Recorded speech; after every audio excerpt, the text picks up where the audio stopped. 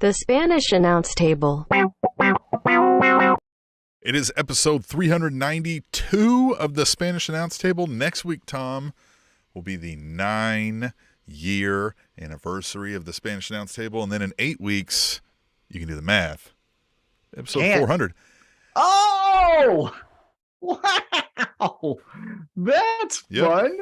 Oh. 393 plus 8, 400. Yeah. Oh. Well, 392 plus 8. Yeah. 392. Yeah. You know what I'm saying. Yes. 393, 9 years. But from now, in 8 weeks, 400. Right. Wow. Wow, Tim. It's a long time. It is a long time. Long time of knowing you. We have lived many lives in these 9 years. I tell you what, ups and downs, primarily up, because look at us. Yeah, We're fucking killing it at right. life. So yeah, thanks for being part of the ride. You're welcome.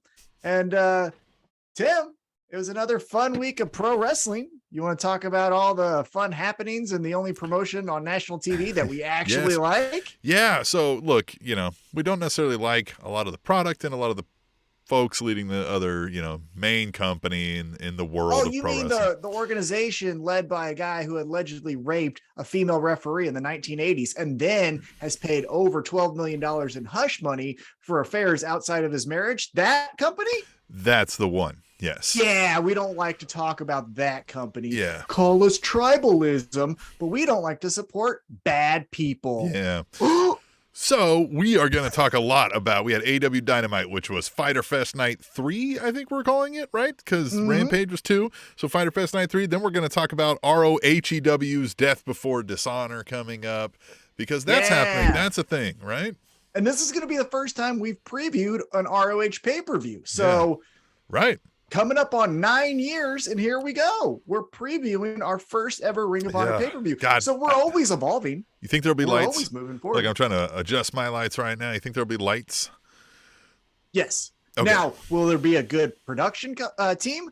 Probably not, because as we saw at Fyter Fest Week 2, they still stink at producing wrestling television. They do. You miss the shots a lot of the times. But Tim, if you're ready, let's kick it off. Let's kick it off. Yeah. We're going to do what? All the Fyter right. Fest first, right?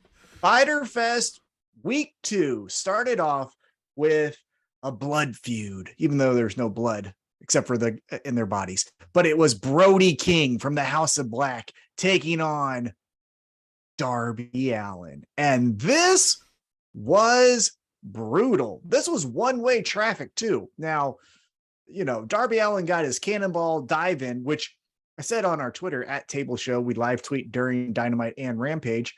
I think it's a top 5 move in pro wrestling. Now, I know, Tim, me and you, we're not like the moves guy, but as far as like captivating, you have to see, oh shit, what's going to happen in person. Darby Allin's cannonball is right up there with the rest of them, right? Oh yeah. I mean, it's it's fun. The crowd gets behind it. It does, it does the job. And it's reckless. It feels like he has no regard for his own safety, which is pretty remarkable in a theater like pro wrestling where you're going to get hurt doing something. You're going to have bumps and bruises after the match regardless. And so to do that move, it's pretty incredible.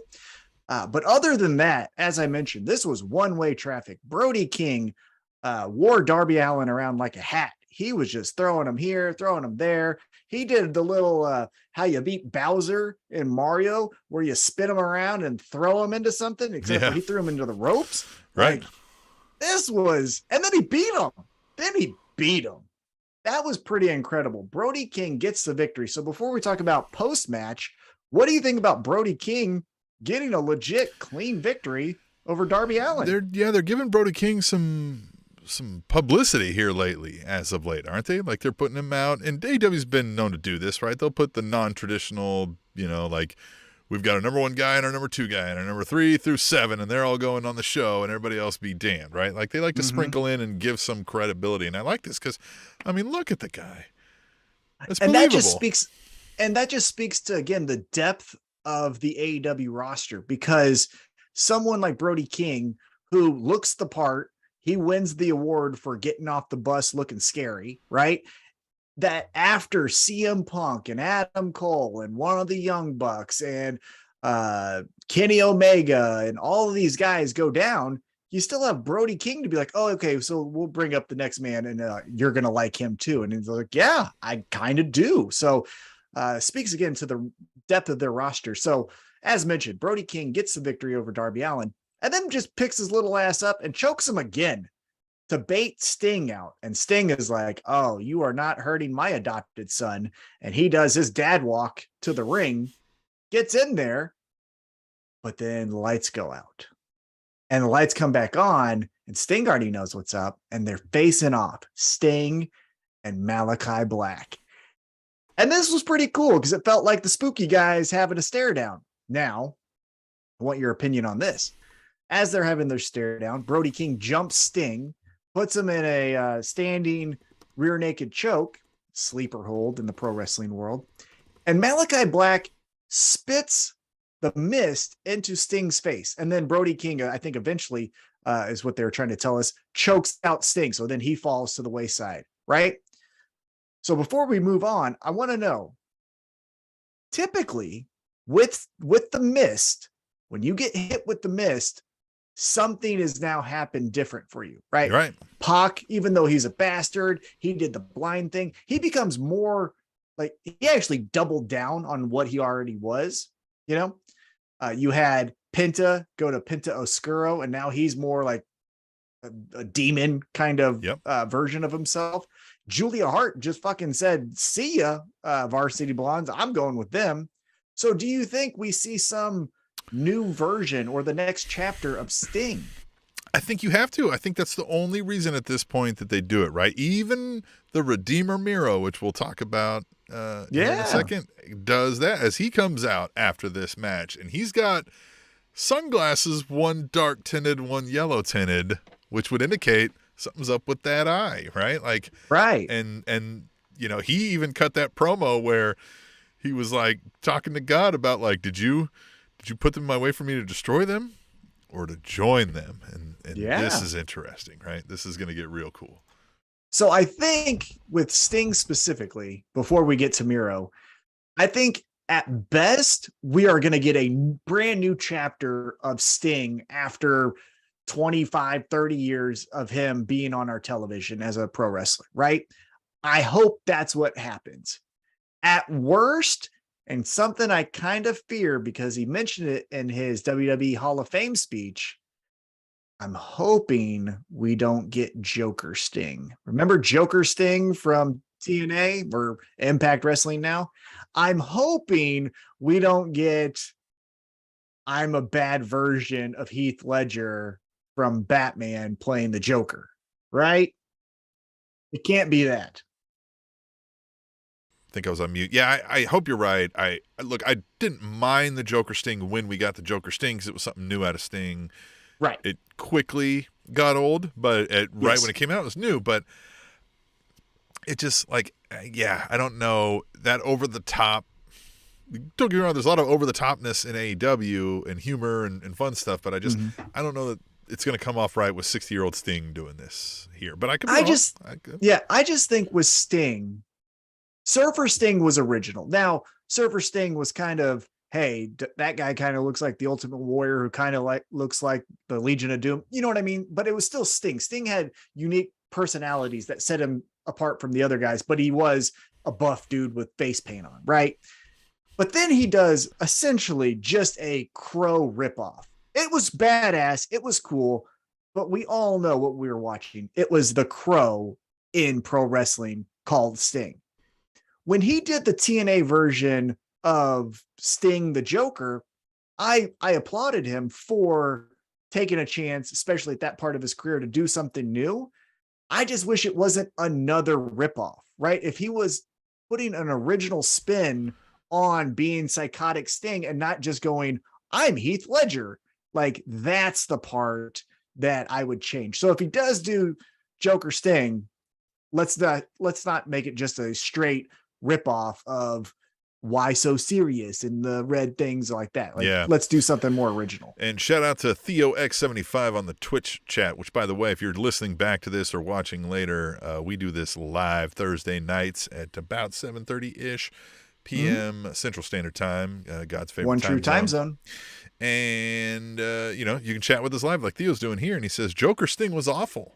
That made me stop watching TNA. And I mean, I don't remember watching TNA much after that. I'll give him his credit. Yeah, that's true. I just think, again, if it wasn't such a direct ripoff of something so recent, it wouldn't have been that bad. But again, let's just try to do something different. Now, that again, that's on the worst side, worst scenario. I hope on the best side, we're getting maybe vicious, you know, tapping into like the devil type of Sting personality that he has, to where maybe we create a rift between him and Darby Allin. Maybe this is the point where they start to separate, because pro wrestling tropes, no matter how long you're standing next to someone, eventually those two people are going to fight each other. So you think that that's going to happen here. This could be the catalyst that starts that feud going. So we'll see. Now, You mentioned Miro shows up. Different color glasses. It looks to be that he has something, either a patch or some type of covering over that eye that got the majority of the mist. But he doesn't do anything. He doesn't clear the ring. He doesn't necessarily stop the House of Black. The House of Black just does a double take to say, what side of the tracks are you on? Are you going to come to fight, or are you coming to join? So they just do a stare down. So what do you think happens here? Where are we going, Tim? Yeah, that one interested me a little bit, because it did feel like maybe we should have got a little more, right? Like we just didn't quite get enough, right? Like it's kind of that, was it just a stare down? Is he going to beat him up? Is he going to join with him? But it kind of looked like Malachi thought, yeah, he's on our side. Then maybe that's enough. Maybe that's enough to move us on to the next week. Yeah, I'm very interested. Next week should be fun. We're doing Fight for the Fallen, another named Dynamite episode. So we'll see how that unfolds. I hope that we get the next chapter in Miro versus House of Black, or Miro joins House of Black. We shall see. So let's keep it moving here. Backstage, Ricky Starks does a promo where he says, open challenge, FTR championship, open challenge. And then some, again, creator wrestler number 5 walks up, named Cole Carter with a K. He was creator wrestler. You know, he was like pre NXT Austin Theory level. Like, who is this guy? Pre-evolve Austin Theory level. Yeah. This was early prototype John Cena looking guy out here. Definitely. There you go. Yep. So he answers the challenge. So later on in the night, we're going to get that match, Cole Carter versus Ricky Starks, and we'll talk about that here in a moment. But let's get back into the ring. Well, before we do that, match of the night. Okay. We got to go to the YouTube chat. Oh, because Adam Pearson says, hello from NYC, you bloody legends. Yeah. This makes the whole night worth it to know that Adam Pearson is watching us as we simul-stream live on YouTube, Twitch, and Twitter. I'm excited. Yeah. I'm super excited. That's great, Adam. Man, hey, Adam, before we get back into Fighter Fest week 2, sidebar real quick. Adam, I really hoped to see you on my honeymoon. I'm sorry we didn't have that much time in London. We're hoping to go again. So maybe then we can link up and finally meet in person. But Adam, you're the best. He's filming a show out there in New York because he's famous. He is famous. So, he's like, what would you say? Is he like 3,000 times as famous as us? Yeah. Probably more than that. Look at him cutting it up with the peasants and the poors on YouTube. Thank you so much, man. I know. Appreciate you. He's a swell guy. He is such a swell guy. All right, so now let's get back into the Fighter Fest Night 3 AEW Dynamite. Night 3, week 2. Night 3, week 2. It's all the fun stuff. Yeah. But we get a very interesting match. This is another quick sidebar before we get into it. This felt like another AEW Dynamite episode where we got like back focused on AEW. We got done with the Forbidden Door stuff and all these like side quests and stuff. It felt like, okay, we did all that. Now let's get to a match really that's been in the works, it feels like, since Wheeler Yuta joined Blackpool Combat Club. And so now we get the payoff. We get Best Friends taking on Jon Moxley and Wheeler Yuta. And Best Friends, besides their feud and kind of during that sweet spot, and it wasn't sweet, but during that like really golden era of their pandemic shows where it was like Best Friends versus Santana and Ortiz, Best Friends versus Miro and Kip Sabian. Outside of that, this felt like honestly their best match that I can recall, and especially this year. So what did you think about this tag team match? Yeah, this was good. I didn't have any belief that Best Friends were going to win there, but I mean, I like the Best Friends every time I see them.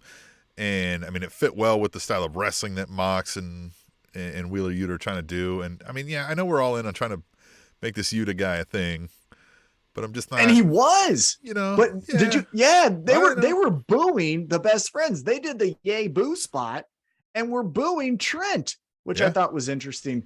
I thought this was really good because it showed the intensity from the Best Friends that I think has been lacking because they've been doing a little bit too much of the slapstick. Again, last week when Orange Cassidy was taking on Wardlow, they get a chainsaw to help Orange Cassidy in a match with Wardlow.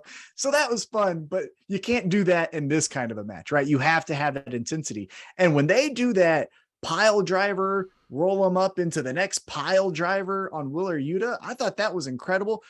Chuck Taylor to grab Yuta and just throw him into the guardrail before they went into a commercial, thought was good. They took it to Jon Moxley, who again is our interim AEW champion. I really enjoyed this match. And my favorite part about it was Wheeler Yuta, I believe, gets the pin on Chuck Taylor. Could have been Trent, but I believe it was Chuck Taylor. And on commentary was William Regal and also Orange Cassidy. Orange Cassidy doesn't say anything except for like, yeah, I don't know, right? But at the very end, Yuta gets the pin on Chuck Taylor. And before Orange Cassidy takes off his headphones, he goes, Chuck taught him that. Yeah. And just throws the headphones off and leaves. I thought that was a great so good spot. Great touch with Orange Cassidy on that too. And I mean, that's how you would feel too, right? Like in that spot, if you're Orange Cassidy and you're like, this guy, Wheeler Yuta, just screwed everybody over in the Best Friends. We try to give this guy everything.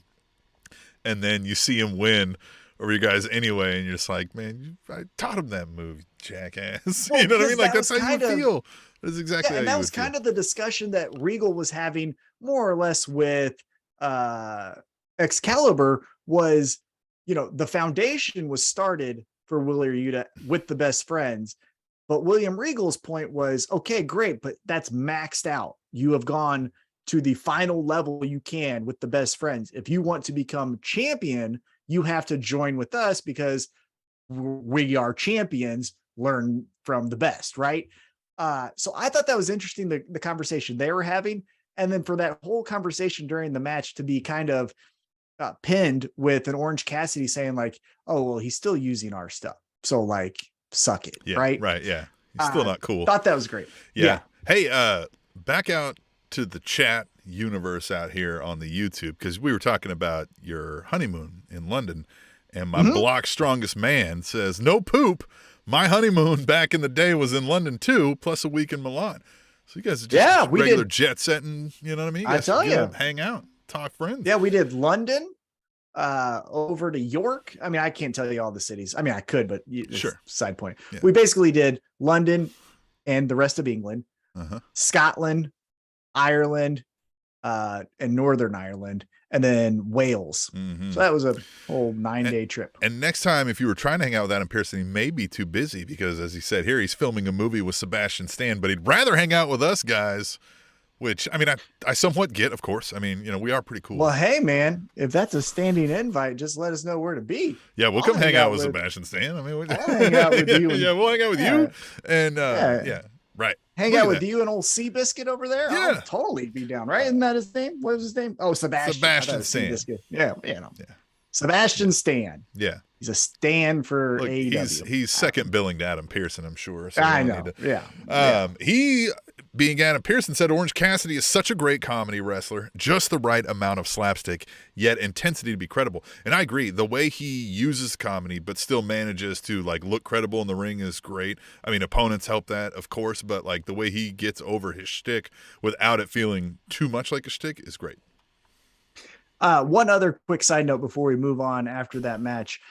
Did you catch Daniel Garcia was watching on the backstage monitor, but acknowledged the camera that was watching him? Yeah. So he's standing there and he's like, yeah. He's like, these guys suck. Yeah. I just like that. Yeah. Finally, like the wrestler is self-aware. Like we broke the fourth wall to where he's studying Daniel Garcia, because again, this Saturday, Death Before Dishonor, they're going to be fighting each other for the Pure Championship. But then he's like, so what are you doing? Like, I'm just watching this guy, like, get out of here. So I thought that was fun. So after the match, like I said, Blackpool Combat Club gets the victory. Then we go in the ring for an in-ring interview.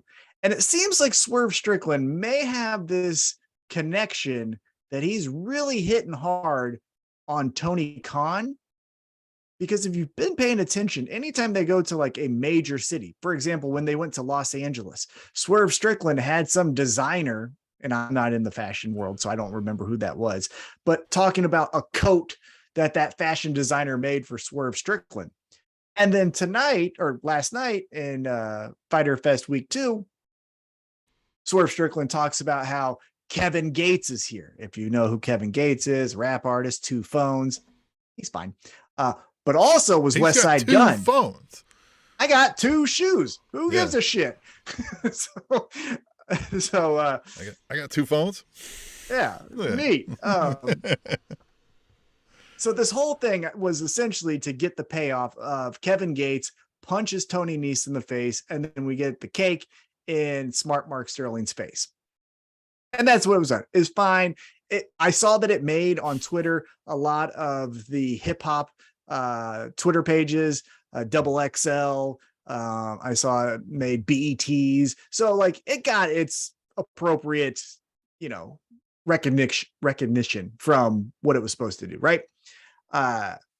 What did you think? Where did you come off with this? I mean, it was fine. I think that's what it was for, right? It's going to get passed around to try to get some mainstream media attention, and it'll probably do that, right, in the right circles. And nobody, though, like I can't take any rapper in wrestling serious ever since we got that heat dropped by Bo Rida. It's just done. Bo Rida. By the way, I don't know where it is on my drop down sheet here. Maybe I'll get to it here in a second, but let's just do it right now.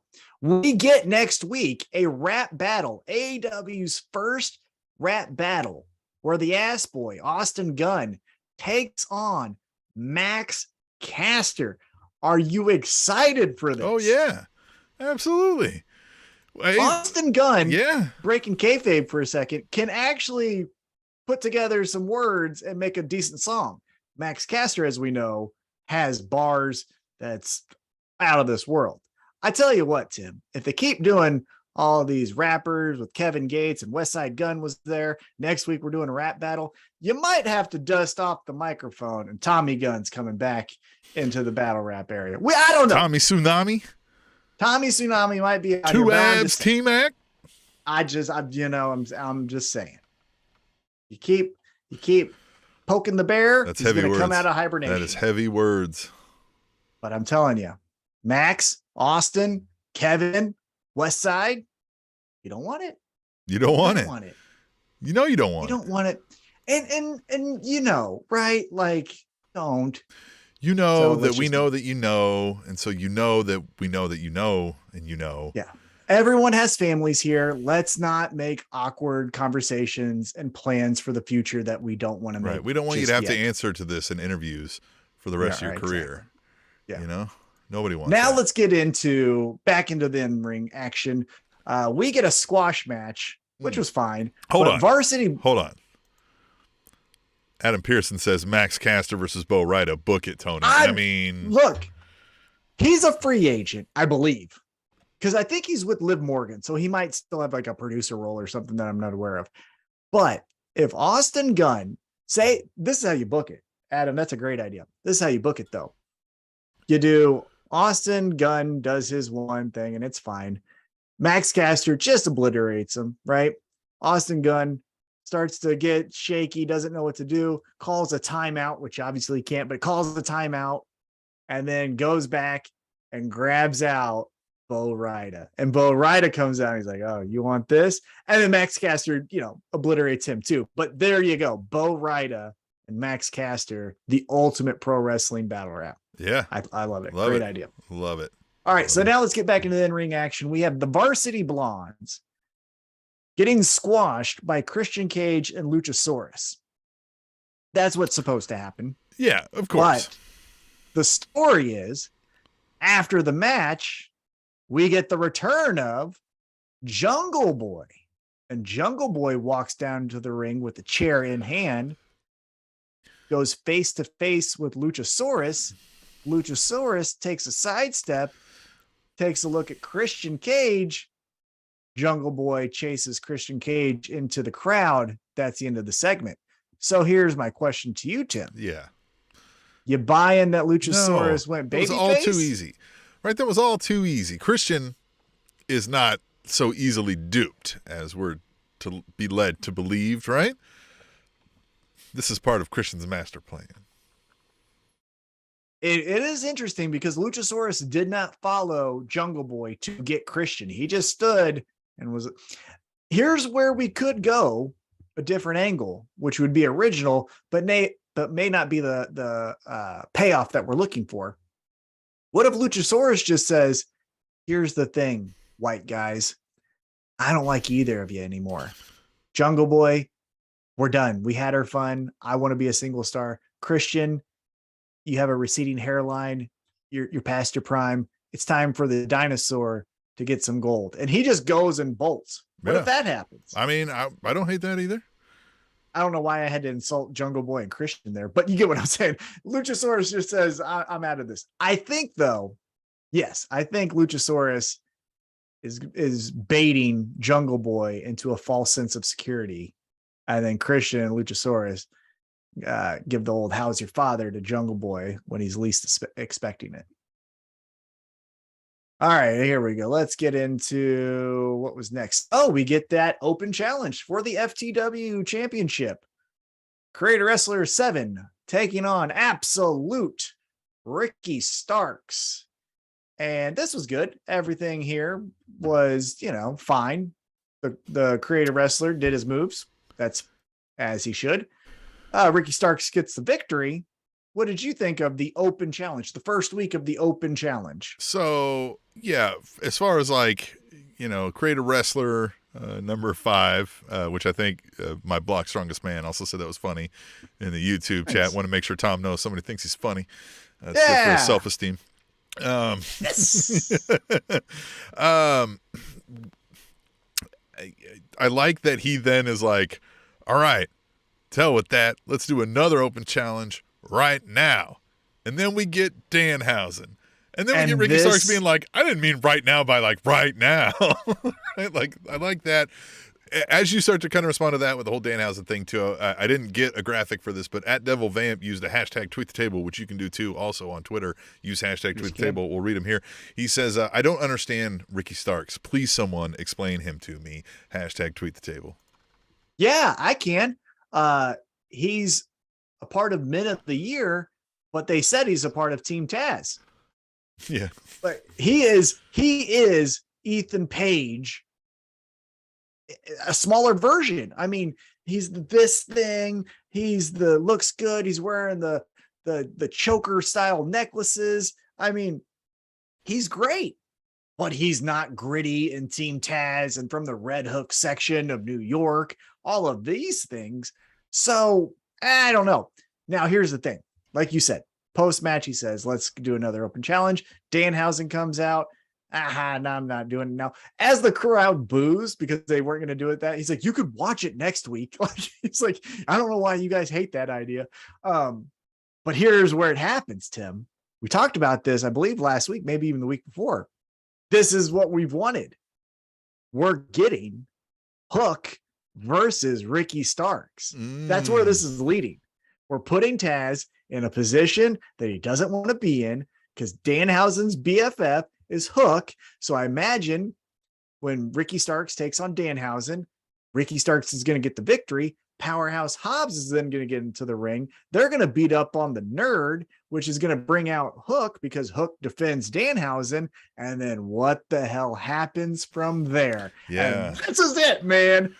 This is the bond that ties Hookhausen stronger than the family bloodline.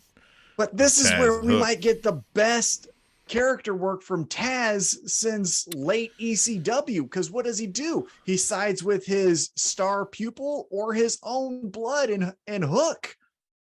And where does Powerhouse Hobbs go from there? Does he say, I love Team Taz? Or does he say, Ricky Starks is my best friend, I'm going with him? The team of Powerhouse Hobbs and Ricky Starks works for me now. Like, they've got a good chemistry together, right? Oh, yeah. It doesn't fit under the Team Taz moniker for any reason. You know what I mean? But like, I would worry about Hobbs. I think he's good, right? I think he's picked up a lot in his time in AEW, and he's a much more finished product than when we first started seeing him. But I don't know. Like, is he ready for the Wardlow treatment? Is he ready for, and speaking of that, Adam Pearson said Luchasaurus versus Wardlow somewhere down the line. And man, I mean, that'd be two big meaty men slapping meat. But yeah, what are you going to do with Powerhouse Hobbs if right now we were like, all right, Ricky Starks blows out of Team Taz. Team Taz just kind of dissolves. Hook's going to do his own thing. Taz is going to do commentary. Yeah. So we got a lot of meat on the bone because what we can do is next week, this is T-Mac story time impromptu, right? What we do next week, Danhausen versus Ricky Starks. Danhausen curses Ricky Starks, which then again will have a payoff sooner rather than later. That will be a little carrot down the road, but he curses him, ends up losing though. Ricky Starks gets the victory. Ricky Starks doesn't like that Danhausen would have the audacity to even challenge him. So he starts putting the boots to him. Powerhouse Hobbs, he's like, yeah, this is fun. Let's just do that. Kicking, right? And then that brings Hook out, but no physicality. All you see is Ricky Starks and Powerhouse Hobbs like, yeah, let's kick this guy's ass.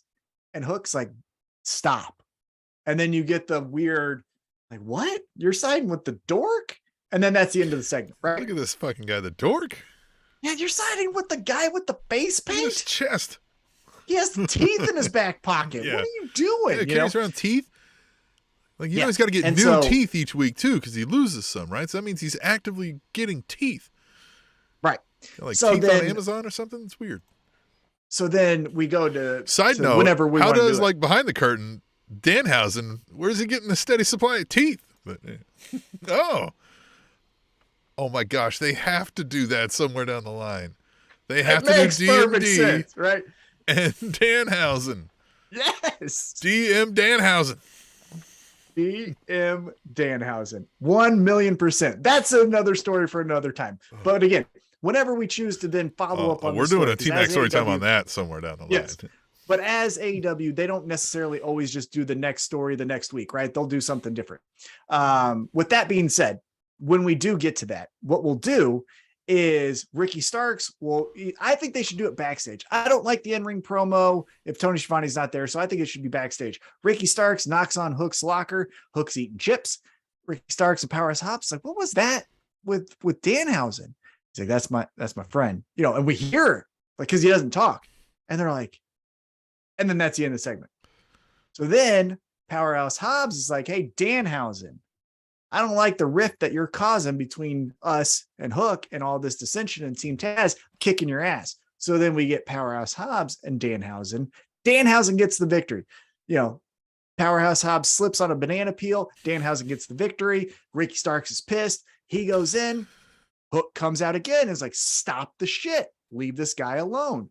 So then Ricky Starks is saying, you have to show your allegiance. It's either us or him. And then Hook stands with Danhausen. So then at whatever the next big event is, whether it's a named Dynamite or a pay-per-view, tag team match, Danhausen and Hook, Powerhouse Hobbs, Ricky Starks. They go at each other. Powerhouse Hobbs and Ricky Starks wins. Hook doesn't take the pinfall. Danhausen does, but it's the first real loss for Hook, right? So we get that out of the way. Then after they win, they're like, come with us. And Hook says no. And then that brings Taz down. And he's like, what is going on here? And then Taz this is what you do. Then you do what Luchasaurus did, but you have him turn and face Hook, and he sides with Ricky Starks and Powerhouse Hobbs. And you're like, what the fuck? And then Hook has to first get to Ricky Starks because he knows that's the asshole that's causing all of this. He has to wrestle Powerhouse Hobbs. You can do that a couple of times, right?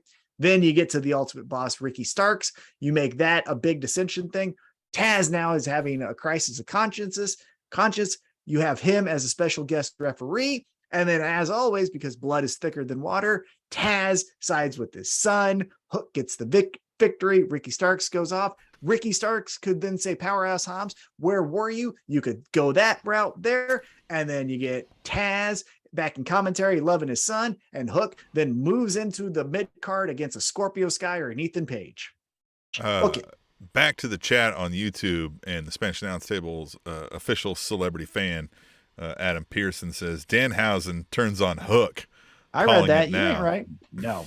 I mean, you can call I think that would it. be the bad move for Danhausen, right? And again, Danhausen is in one of those, I feel like, Steve Austin moments where, you know, like, he can't turn heel right now, right? Like, when Steve Austin is openly admitted, like, when he turned heel, he shouldn't have, because the crowd wasn't ready to boo him. I don't think the crowd is ready to boo Danhausen. Now, again, you could do a left turn and you could say Hook turns on Danhausen to stay with Team Taz, but I still think the money is Hook gets away from Team Taz dissolves, we all go our separate ways. Because as much as I like Team Taz and I like Powerhouse Hobbs and Ricky Starks and all of that, they're like one step above a Butcher and Blade, right? Like they're always going to lose whatever tag match they're in if it's not against enhancement talent, right? So it's going to be interesting. I'm looking forward to this. I wish they didn't lose so much.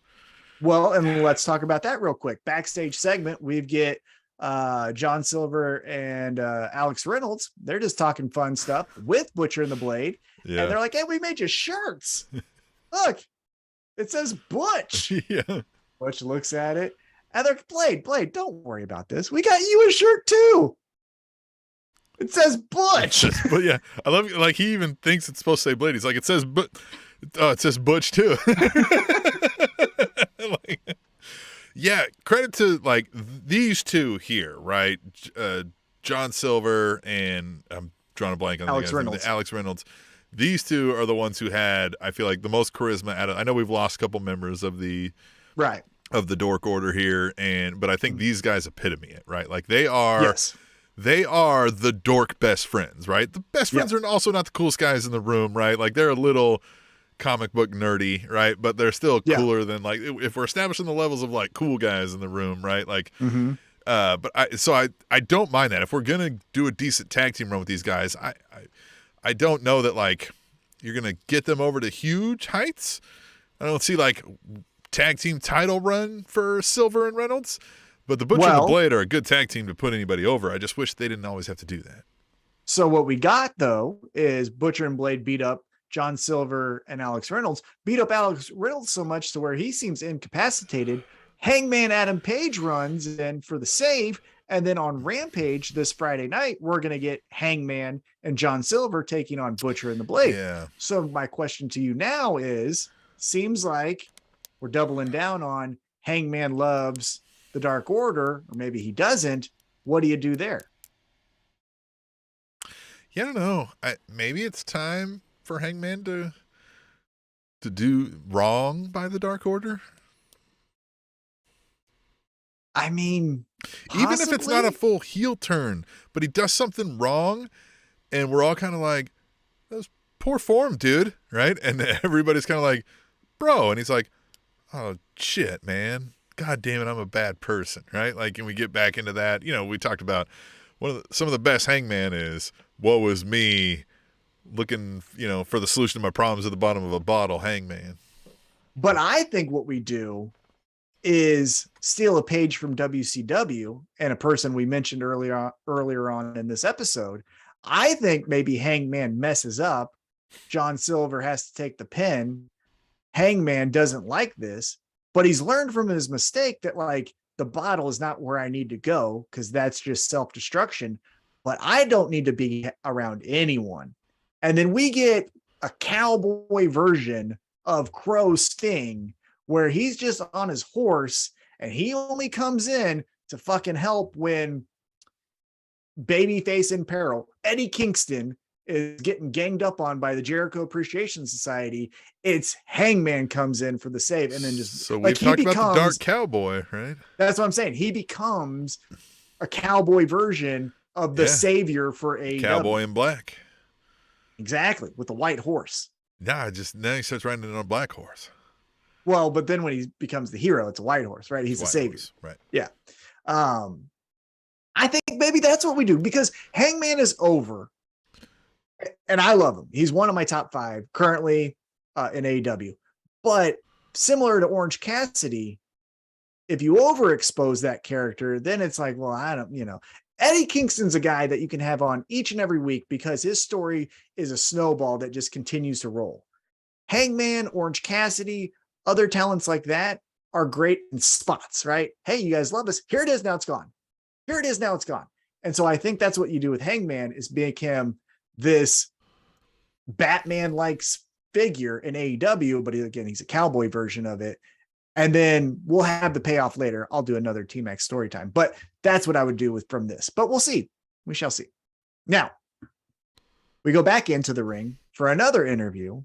We get the AAA, New Japan, and Ring of Honor tag team champions, FTR. And I tell you what, FTR 1, he cuts a good promo, but bald FTR 2, he has the line of the night, talks about his child who had a hole in her heart. Then she fights to make that hole disappear through hard work. And she's 8 years old now. So FTR 2 is going to fight like an 8-year-old. Pulls on all the heartstrings, gives all the claps. Yeah. What did you think? Oh, he said, I'm going to, and even at Devil Vamp hashtag tweeted the table on this. He said, I'm going to fight like an 8-year-old girl and I'm going to beat your ass. Hashtag tweet the table. Yeah. Great line. Honestly, when he first started with it, I was like, all right, he's going to tell us a story about his kid and they were probably sick, which, is a little like crass, right? As I started thinking, I was like, well, I'm a bit of an asshole for thinking that, right? Like, sure, of course, right? Like, that's a sad story and whatever, but I was like, we're really going there. It sounded a little sticky, but then the line I was like, okay, now it was worth it, right? Right? Like, I'm going to fight like an 8-year-old girl and I'm going to beat your ass. I was like, okay. Yeah. Spot on. Now, so, man, here's my question. Dax Harwood. That's him. Yeah. Is Dax and Cash, right? Fucking climbing the ranks here of some of the best, like, promos, some of the best in-ring promos, some of the best in-ring work we're seeing. Dax Harwood, is he poised to kind of take a big jump here in the near future? No, I wouldn't. I think that's premature. I think Dax can be the de facto leader of FTR, but I don't think we're wearing FTR shirts. You get what I'm saying? I know that we like Dax, but we also like Cash. We also like FTR1, right? He's doing his thing too, and he's gutting it out. If you recall, he's the one that damn near lost his arm by falling on the turnbuckle. Well, that's it. Somehow there's more personality when it's the two of them, even though Dax is maybe doing the most of the talking, having the cooler lines and the whatever. It's still, like you're saying, the package of the whole thing, right? The tag team, the FTR, the living legends, the top guys, all that. Some of that fades away when it's just Dax, right? Like, yeah, exactly. He's no longer the living legend, right? Because he wouldn't do that, right? He's not, FTR anymore, right? He's not, like, if he steals the I'm the top guy line, like, it'd be hard. It's harder to do it on your own, honestly. And Definitely. So, I don't know if all that's there with Dax Harwood as a singles guy at this moment, but man, he has done nothing but make me be like, oh, he's the guy. Remember when we were talking way back in the day when they were the Revival and the Good Brothers were there? We were like, oh, you get rid of the FTR and you keep the Good Brothers because they're the same. Yeah, same thing. And now, I haven't even heard of the Good Brothers. Like, are they still? Yeah, where are they? Yeah, exactly. They're alive. Go check a heartbeat. So here's my question out of this promo. Got 2 questions for you. One is more just a thought experiment. The other one is, do you know something I don't know?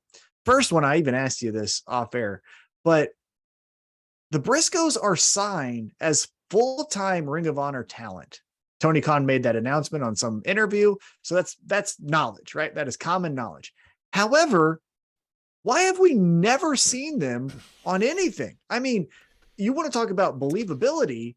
FTR has it, but so does the damn Briscoes. Like they Yeah. live what they're talking. And so do you know anything that I don't as far as why the Briscoes aren't Hit on us our up. television? Did one of these guys get Me Too'd and we didn't hear the news? Like, is there some reason that they're persona non grata? Are they just, is one of them known to be hard to work with or something? Like, do we know, or we not know something that you know? Let us know, because you would think, look, they're featuring Wheeler Yuta as the TV champion. They're throwing in Jonathan Gresham occasionally. They're, and as so mentioned, why wouldn't they're signed, you have but they're signed them boys? Right, and they're signed to full-time contracts for Ring of Honor. For so ROHEW. So it's not like they're on a per appearance kind of pay. So I just don't get it. Now, the second question is, and this is more of a thought experiment. Why is it? Because again, as we go through this entire night, I believe the person that had the largest pop individually was Eddie Kingston, but the biggest pop of all was FTR. I think FTR was the most over thing that walked out of that tunnel. I agree with that. Mm-hmm. So why don't, in a position like this where you have CM Punk out, Adam Cole, I've already named all the names, right? Position the tag team as your main attraction, right? We always have to say, oh, it's Hogan or it's Reigns or it's Cena. Why can't it be a tag team? Why can't a tag team be I'm going to the wrestling show tonight to see FTR? Back in the YouTube chat, winner of the best name, Dadass gave me diabetes, says Briscoes have been working the lesser promotions, Impact, MLW, etc. But still, I mean, I put ROHEW in that group. You know what I mean?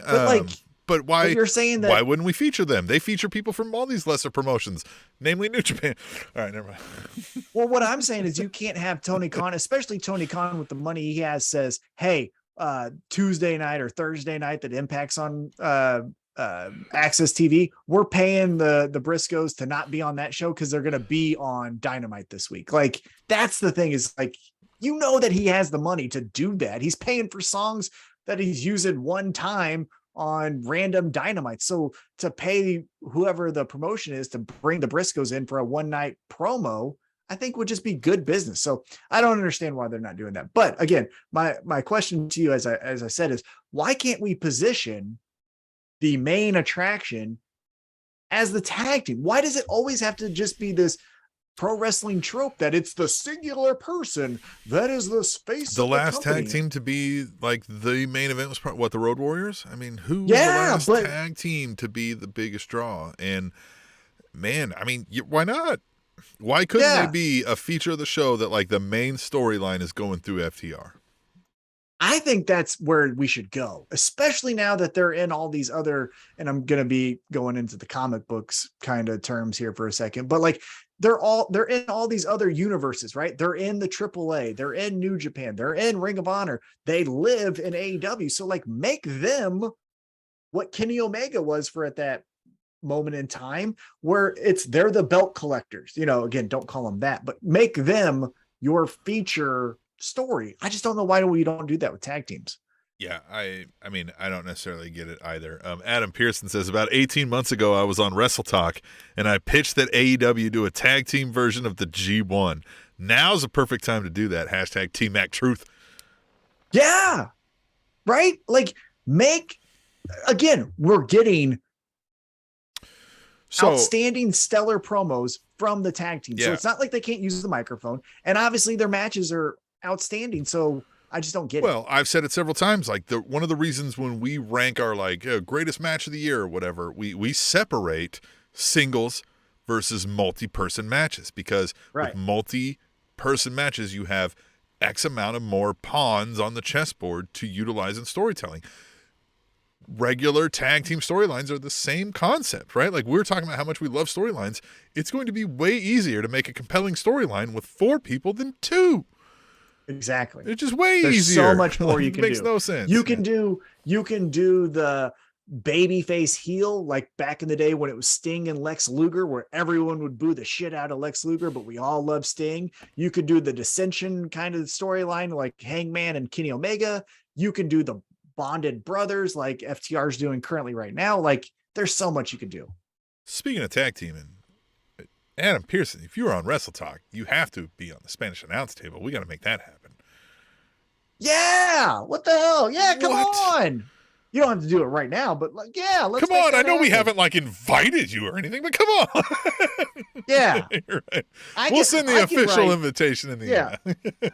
You give us any kind of story. I can do anything Oh, that blonde-headed guy can do. What's his name that does all the I stories don't know. on I don't Parts know. Fun Known? I only watch That us. I guy. just put myself on replay and watch it over and over again. You're the Like, one. look Thanks for at the view. that guy. Yeah. All right, let's get back into He says he accepts. Let's do it. I don't see that. Why? I don't Yeah. want to see it. Says I accept. Okay. You're All right, behind we'll the talk times, about Tom. that off air. Yeah. We got other people. We'll have that our we people call to- your people.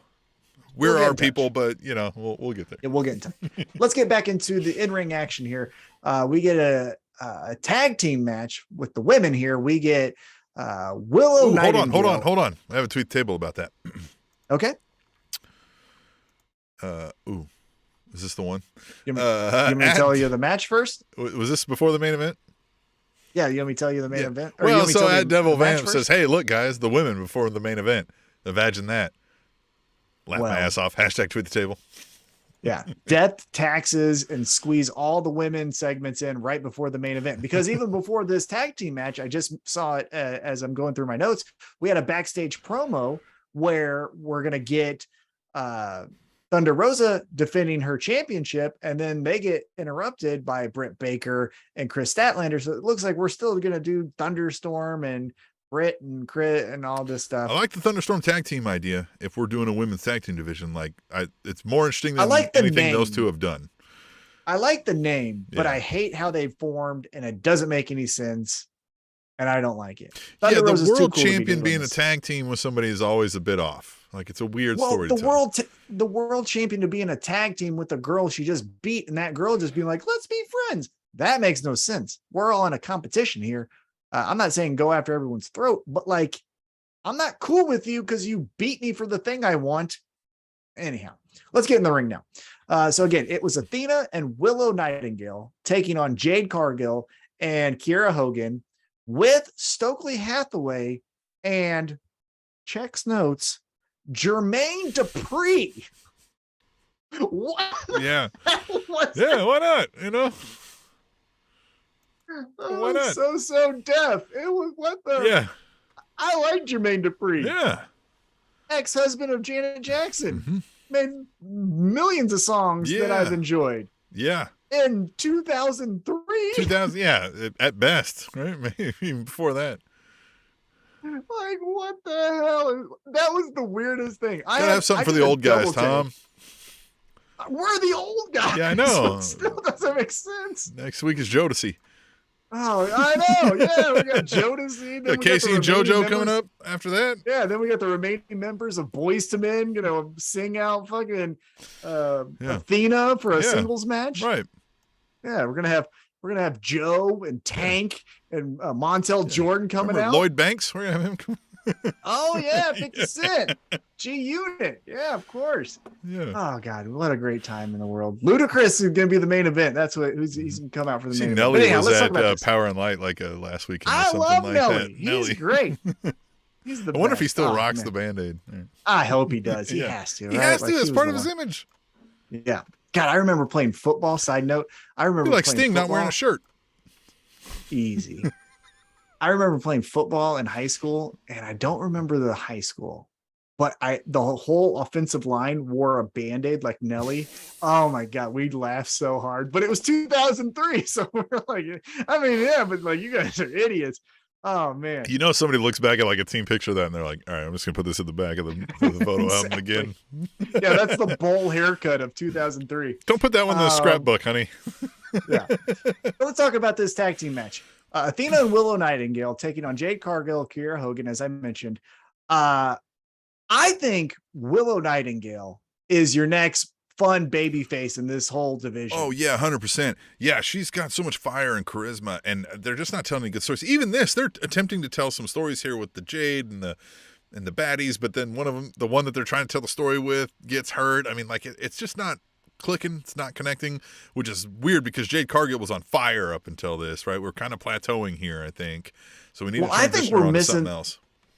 I think we're missing the mark because Athena and Chris Statlander are not the good foil for Jade Cargill. Athena, even when she was Ember Moon, I was saying this, I can't even remember who I was saying it to, but what I was saying is, she's a little bit of like this dark mystery, like mysterious talent, but then she's kind of like a black stereotypical, like, you ain't talking to me. But then she's a little bit of like a nerdy, hey guys, let's talk about Spider-Man. And to me, if you're three things, you're nothing. Yeah. And that's why I don't give a shit about her. Now, they had the cool kick up spot. I want you to have Jade depth. Cargill. Well, it just, but like, yeah, there's no theme here, right? There's no thing. Right. Adam Pearson did say in the chat, he says, this all ends in Pac-Man Jones being managed by LL Cool J. Which, Pac-Man Jones, former TNA tag team champion with Ron the Truth Killings. Right. But again, let's get back into this. With Athena, though, it's kind of like in sports, again, football, American football, Adam Pearson. The saying is, if you have two quarterbacks, you have none. And that's what I'm getting at here. It's like, if you don't have something I can sink my teeth into, I don't give a shit about you. Chris Statlander, I don't know why she had to sit this match out, but apparently Leah Gray couldn't make it to the event, flight issues or something like that, which, hey, it sucks to fly right now. So I don't, hate on her for that. But Willow Nightingale, as I talked about, I think this is your 2022 version of Bayley. She has all the fun, cute, great things that Bayley had in NXT, except for now it's in AEW, and she can actually like legit look like she can kick your ass. Because when she does that crossbody into a pin and she puts her fist underneath her chin and she's like smiling, like that's cute. That's great. So I think scrap Chris Statlander and Athena. Get them. First off, you shouldn't have hired Athena, but anyhow, move them aside and let's do ROHEW. No, screw them. I'm saying don't even keep Statlander, get rid of Athena. But I'm saying you pivot and you go Willow Nightingale versus Jade Cargill. That bitch versus, hey friends, how we doing? Look, Willow is a ball of energy. You want to cheer for this person. They seem, you know what I mean? Like, it's polar opposites, right? They are energy in a bottle. And more of that. Absolutely. I think, I don't want it to get too stupid, but if you even played it up to where Jade Cargill goes, I'm that bitch, Willow Nightingale gets like, oh, you said a bad word. Like, gets, look, what are we doing here? This children are watching, right. Jade. Like, I think that's the route we go. And Athena, again, go walk up the road because I don't need to see you again. Go walk up the Kiera road. Hogan also. I don't think Jade Cargill needs baddies anymore. I think we need to scrap that. Yeah. It worked for a while. Hathaway. But the baddies go against her, start turning her face maybe at this point. Yeah. But keep Stokely Hathaway, get rid of all that other nonsense. Because here's what I would do, right? So you have the baddies and Stokely start turning on her. You start getting this face, swell behind Jade Cargill. And then at some point when you have a heel women's champion, in comes Jade to be like, I am that bitch, and now we can move her over into the main title. Do you know who causes the dissension? Because again, I just love this. You know who gets the ear of the baddies? I don't. Smart Mark Sterling. He's Sterling. Mad that Jade kicked him to the side. He's trying to get back at her. Here we go. And then we get Stokely Hathaway, Smart Mark Sterling promos, which again is money. Like, print the money. Good. You got it. Good. So anyhow. But Jade wins because she always wins, as she should. And that was the match. So now let's get to the main event. What we're all here to see. The barbed wire everywhere death match. Eddie Kingston taking on Painmaker Chris Jericho. What did you think of this spectacle? Well, I didn't like what I'm going to reference here in this tweet from Devil Vamp. By the way, use hashtag tweet the table, as you can see beneath me right now, and we'll read them here. He says, they definitely changed JR's contract to only have him on for the last hour and an entrance on the show each week. I think it's a good idea, hashtag tweet the table. And I think you're wrong. I think it's good that if you're going to use JR, let's limit him to that part, the main attraction types. Yes, but he needs an entrance. We got 2 hours of television time. I don't need to hear that stupid ass Oklahoma song. Right. Yeah, nobody's Get that like, outta here. oh, that song, right? Like that. This isn't Judas, right? Mhm. And then we get Devil Vamp also saying the match didn't live up to the hype. Shark cages are dumb, and the ending was clunky, and missteps felt like an indie show. Hashtag tweet the table. And yeah, the Shark Tank thing is dumb. I don't like it. And then we get the, what happens with the Shark Tank. And I love how, what is it, Antonio, whatever is it? He's just like, fuck this. He just slides right through the thing because he's so skinny. Daniel Garcia? Yeah. Yeah, Daniel Garcia did it too. Yeah. Both of them. They just slid right out of that thing. They're like, fuck it. Well, because you're supposed to. So a lot of I'm trying to choose my words carefully here. Eddie Kingston and Chris Jericho did their part. Oh, yeah. The parts that featured those two wrestling, I thought were spectacular. They used the barbed wire in a way that wasn't grotesque, but also showed like brutality. So I gave them A+ for what they tried, right? Now, everything around that was shit. So here's a couple things that just sucked, stupid, didn't like at all. One, Sammy Guevara and Tay Conti should have been in the fucking cage because they're in the Jericho Appreciation Society. That's strike one. Yeah, why were they? Why were they not in there? Strike two is because they weren't in there and Tay Conti comes down. Why does Ruby Soho have the power of the fucking cage? Yeah. Give it to an official. Right. What makes her right. the beacon of truth to say like, oh, they can come down or they can't?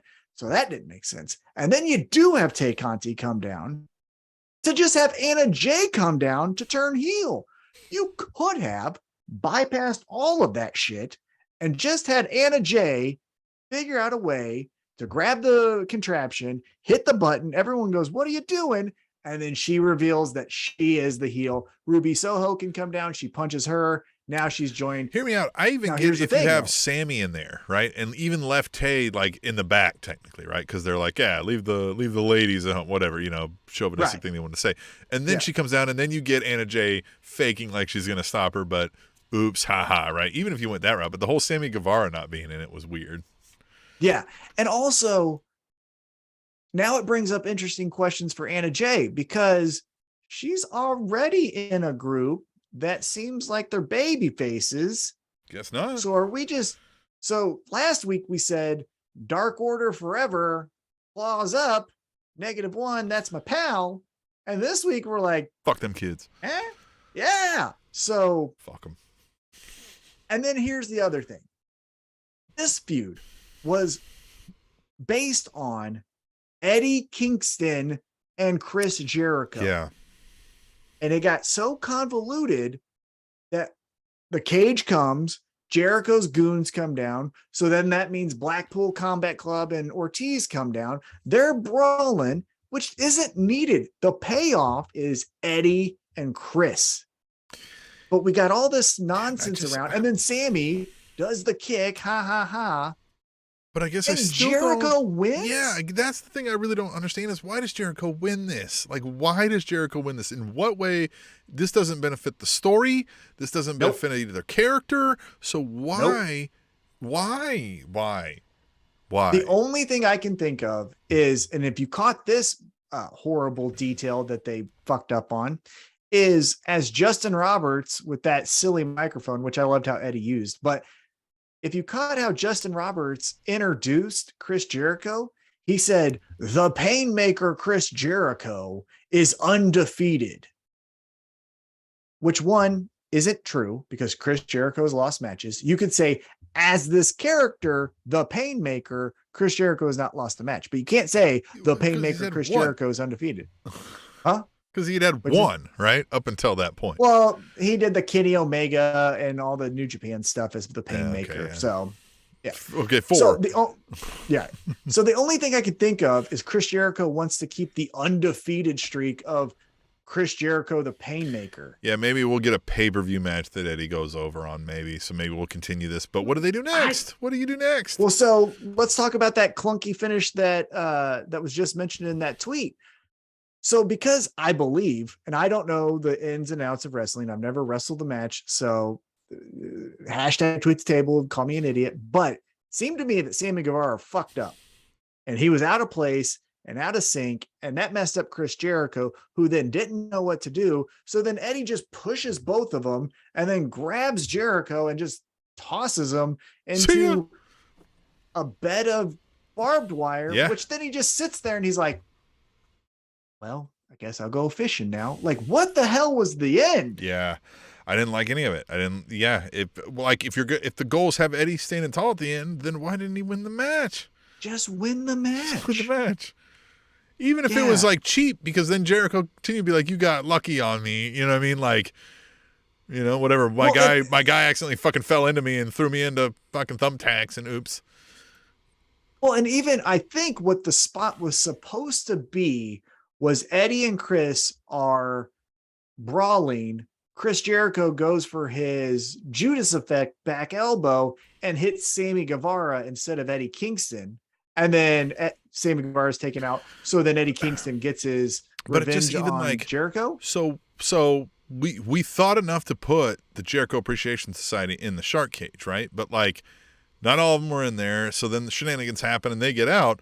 Why wasn't Eddie Kingston and his goons aware of that too? Where are Santana Ortiz? Where are, you know what I mean? Like why is nobody there to help Eddie in this? And also, if you're going to say that, well, hey, Sammy Guevara was injured from the toss off the cage, then last week you should have said, Sammy Guevara is fucked up. He may never wrestle again. But you made no mention that Sammy was actually like devastated and like could be career threatening injured. You just said, oh man, he fell off that cage. And doesn't that suck? And now we're supposed to be like, and he's back 2 weeks later. Makes no sense. Like, it was very poor thought process. And again, Tony, I know you're watching. I can help, pal. It seems like you're overworked because you have good ideas, but then the execution gets fuddled because I'm thinking that you have 30 other things that you're trying to accomplish at the same time. So just let me come in. I can help with these details. Well, he's got the football season coming up with the Jags. He's got the English football season going on, so he's handling those responsibilities. Apparently, he's the only one writing AEW. Well, working through a couple 8-balls takes him some time. Allegedly. So it just, hey man, I can help. By the way, with the 8-balls, check out. I can help. I can help with whatever you got, Tony. Whatever you're paying for. So, by the way, check out our TikTok. Is it at Table Show? It's Spanish Announce Table. At Spanish Announce Table. There you go. I did a quick how would you bring back CM Punk? Check that out on the TikTok and let me know what you think about my fantasy booking. At Adam Pearson here in the YouTube chat says that last time something finished that badly, a woman broke up with me. Yeah. You ain't lying. Yeah. Been there, pal. Been there. So that was AEW Dynamite Fighter Fest Week 2. Next week, as I mentioned, we're going to get into Fight for the Fallen, which is, again, another Dynamite episode they put a lot of effort and thought into. So we'll see how that goes. But let's transition. As we mentioned earlier in the night, FTR cut that promo of the night. And FTR is going to be in some action defending their ROH Tag Team Championships at Death Before Dishonor. Yes, so let's talk about that. ROHEW. We are in a new era here of Ring of Honor, led by Tony Khan, who is AEW focused primarily, you would imagine, right? AEW is the main stage here. ROH is like a pet project, right? I mean, is how we all kind of view this. And so, I think the design is kind of continue ROH as it was, but putting whatever Tony Khan fixes he would put on it, right? So we're about to see what that is. So I'm interested to see what that is. What's the presentation like, right? Do they stay true with some fixes, some tweaks to the ROH branding presentation kind of thing, or do they go all new? Excited to see that, but we'll break down this card. We'll go over it. We may not know everything about these storylines, but they've done a decent job on AEW of trying to highlight the majority of these, at least in some regards. So we'll go through it. The pre-show, we got Allison Kay versus, we talked about her earlier, Willow Nightingale. And because of that, I think Willow wins this, right? We're going to get, it's pre-show. We're going to get the crowd to get behind her. I mean, I don't know, is Allison Kay a huge deal in ROH to the fans there? Is she like a crowd favorite or anything? Well, let's remember Allison Kay is in a tag team over there in the NWA with good friend of the show, Marty Bell. Mm-hmm. So could we potentially see? No, they lost the championship. I'm sure they got screwed out. Sure they got screwed. Could we potentially see Marty Bell making an appearance and screwing over Willow Nightingale, and then we get some more 2-on-1 ROH storytelling? Marty Bell on the show. We need to get Adam Pearson on the show. We need to get Marty Bell on the show. Yeah, Marty likes us. We talked to her plenty of times. So I think this is the match that I feel will be telling for the rest of the night. The feeling I have going into this pay-per-view is, are we just saying anyone legacy ROH, see ya, and it's all AEW talent that's winning? Or are we going to honor some of the recent history with people like Gresham, Allison Kay, and others winning some matches? I think Willow Nightingale wins, but I'm hoping that's not the trend of all AEW talent just wins the matches. I agree with you there, but I do think Willow Nightingale wins. The next up match, I'm reading this off of Cage Side Seats here. It's Thursday night, the 21st, so if anything changes, don't sue me, sue T-Mac. The Righteous, the ROH six-man tag team champions, taking on, defending those titles against Dalton Castle and the Boys, which it has to be Dalton Castle and the Boys. It has to be Dalton Castle and the Boys. I like the other team that you mentioned there. I've seen them a couple times. I'm not a fanboy. I couldn't tell you the details of how they formed. I'm just saying the limited amount of exposure I've seen of them, I liked. Dalton Castle and the Boys, I loved. And this is who I feel bad for in the whole thing, though. And maybe we see him because, again, in recent ROH history, the person that was teaming with Dalton Castle was another friend of the show, Dax Draper. And so hopefully we see him. I don't know what he's doing right now. We're going to see him at Central States here in a couple of weeks. Shame on you, Tom, for not knowing what Dax Draper is doing. Well, with Ring of Honor is what I'm saying. No, I know. Is he going to show up? Yeah, because, I mean, he was getting decent publicity and TV time over there. And, I mean, Dalton Castle was a name. Like $1 million. Dax Draper gets the award for getting off the bus, right? Like, that dude. Yeah. Yes. That dude looks like he was sculpted, by Michelangelo out there. So, I mean, I can't imagine somebody's not going to want to utilize him in this ROH. I would hope so. Yeah. So that's just a hope of mine. But I do think Dalton Castle and the Boys. God. Now, again, you could have one of the boys take the pinfall. So that's how you could have it. But I think you got to go Dalton Castle. Yeah. I mean, we've seen Dalton Castle on AEW. The presentation, I think the whole unique character, is so much more to work with than the Righteous. I mean, as good as they are, right? Yeah. All right, ROH Pure Championship. Wheeler Yuta defending against Daniel Garcia. Now this might be a brutal, like, steal the show kind of match. What do you think? You go first on this one. I think we're going to stick with Yuta. I think Yuta's going to win, keep the title. I think so too, but I think this is going to be the start of a couple in a series between the two of them. Like, let's get a best of 5 out of these guys or something. Something. I think we're going to see something to the effect of Daniel Garcia playing up the, what, you can't do this? Well, I'm a sports entertainer. We should be able to do it. Whatever that thing is, it costs him the match. Then Daniel Garcia gets refocused and is like, hey, you're still just cosplaying as me. Let's do round 2. Maybe do a 2 out of 3 falls, something like that. And then again, we're going to get a couple more matches out of this. But I think Yuta gets the first victory. All right. Following that, we get the ROH Women's Championship on the line. Champion Mercedes Martinez defending against a favorite of ours, Serena Deeb. And, man, I think Serena Deeb might come away with this one. I hope so. This is where, when she went up against Thunder Rosa, it was such a stupid, silly program that just felt underwhelming. Well, and the timing of where in Thunder Rosa's title run that was, I think we kind of knew this wasn't going to be a Serena Deeb thing. But I think this is a moment, right? Like, if you don't add to the actual credibility that you keep saying about Serena Deeb, then what are we doing? So for those reasons, I agree with you. I got Serena Deeb. Yeah. All right. Then the ROH television titles on the line. We've got champion Samoa Joe defending against Jay Lethal, who has his lackeys in tow.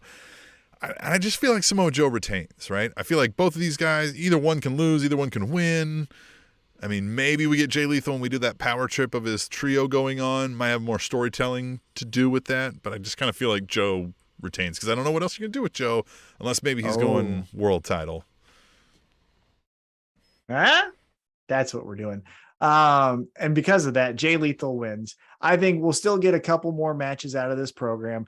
Eventually, we're going to have that big bastard taking on Samoa Joe. That's going to be somewhat of a payoff of what we've been building to, where he debuted and beat up Samoa Joe. So we're going to do that match. I don't think this is going to be the end by any stretch of the imagination. But Jay Lethal has to get the title so that Samoa Joe gets pissed and goes after him. And we'll do. Remember that Samoa Joe loses and then loses the program. So let's keep it going. All right. Well, the ROH World Championship is on the line, where champion Jonathan Gresham takes on a man twice his size, Claudio Castagnoli. And I feel like Claudio's probably here to just put Gresham over, right? Like make Gresham look like he's the top king. You think otherwise? You think we're having Claudio? You know why? To go up against Samoa Joe. That's where we go. Oh, the history of Ring of Honor. Oh, rivalry that's been 20 years in the making or whatever, how many years it's been. And that's the next pay-per-view. Again, Samoa Joe, I don't say he's going to lose that program, but after he leaves the Jay Lethal program, he's going to win a couple matches in a row. Claudio is going to be like, I need someone who's at my level. Samoa Joe enters the picture. Then we do these are Ring of Honor originals. What will happen when the legacy of Ring of Honor is reignited as Claudio Castagnoli takes on Samoa Joe? And that's your next pay-per-view. So that's what we're getting. And Jonathan Gresham has Tully Blanchard, so it's not like he's going to get lost in the shuffle. Hell, they might do a triple threat, have Jonathan Gresham take the pin between the two of them. But yeah, Claudio's going to get the title, call out who's at my level. Samoa Joe is. There's your Ring of Honor's back. Look at what they're doing. And then I bet you Samoa Joe wins the damn thing. And you know who we get in this time next year? Samoa Joe versus CM Punk for the Ring of Honor World Championship. Wouldn't shock me. That's what playing the hits. Playing the hits. Grab the sticks and play the hits. You know what I mean? Play Freebird. That's what we're doing with the Ring of Honor. I mean, hey, might work. It might work. All right, well, the final match we got on the card here. 2 out of 3 falls match for the ROH Tag Team Championships. The Briscoes taking on the champions, FTR. And I feel like kind of what you're saying here, right? The legacy that is ROH, I think we get the Briscoes standing tall, dim boys holding dim titles at the end. Oh, man. You think? I think because FTR's got these other titles, right? Like, so the last time they faced off, FTR won. After the match, the Young Bucks came in and super kicked the Briscoes. We could have the Young Bucks back in Ring of Honor to screw with FTR because they're tired of hearing that FTR is the best in the world. They are. That's how it gets. There you go. Because again, the Briscoes are too good to be paid to sit at home. And I know right. MLW and all that stuff, but like, you can't just say we're paying you. You're someone we like to feature, but you can't be on our television program. That makes no sense. So they have to be somewhere to be in this organization. So yeah, making them the champs. And then, because everyone was upset that, not everyone, but I saw a lot of reaction when the Young Bucks lost the championship, tag team championships, that we were going to do the Young Bucks as AEW champs versus all the other champs, FTR, Clyde. And so I think maybe Tony Khan is like, well, shit, they really wanted that. All right, well then fuck it. We'll give it to them, but not with those titles. We'll just do it round 3 and they go for the AAA or New Japan. New Japan titles is who they feud over, because then the Young Bucks win that and then go over to Tokyo and with all the people that are the same size as them. Too sweet me, bro. So, I mean, that's it. I mean, it's a decent card. I like the card for this, and the builds they put into these seem decent. I mean, like, I don't think you could ask for a whole lot more. What are you looking forward to the most? I'm really interested in that Wheeler Yuta Daniel Garcia match, but most I'm probably ready to see kind of what you're talking about. Do they have Claudio come in, hot off of the, reemergence out of Cesaro back into Claudio Castagnoli back to, run the territory? Then, yeah, I'm interested to see where that goes. And the FTR Briscoes. FTR Briscoes. The first match was up there for match of the year. So, they have other tricks up their sleeves. So I wouldn't be shocked if they top that. So I think that's going to be match of the night. But yeah, moment of the night, I think will be something to the effect of Claudio stands tall.